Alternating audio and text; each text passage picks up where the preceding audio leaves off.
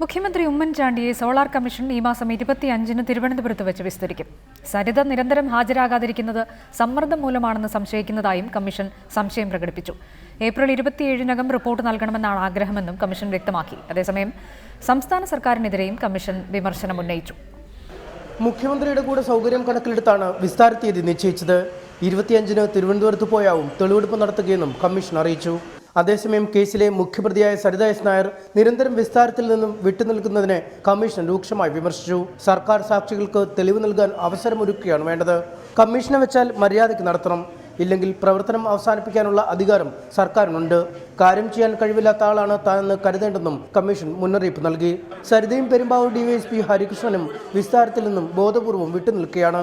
സരിതയ്ക്ക് ഏതോ കോണിൽ നിന്ന് സമ്മർദ്ദമുണ്ടോ എന്ന് സംശയിക്കുന്നതായും കമ്മീഷൻ പറഞ്ഞു.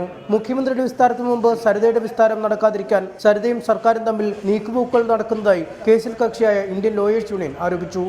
ആദ്യം സർക്കാരിനെ ഡിഫെൻഡ് ചെയ്തതും സരിതാ നായരാണ്. സർക്കാർ ഭാഗം വക്കീലായിട്ടാണ് സരിതാ നായർ നിൽക്കുന്നത്.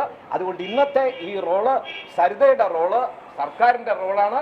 അതിനിടെ മാധ്യമങ്ങളിലൂടെ പുറത്തുവിട്ട കത്ത് ഹാജരാക്കാനാവില്ലെന്ന് കാട്ടി സരിത കമ്മീഷന് കത്ത് നൽകി. ഇതിനുള്ള നിയമപരമായ ബാധ്യത തനിക്കില്ലെന്നാണ് വിശദീകരണം. റിപ്പോർട്ടർ, കൊച്ചി.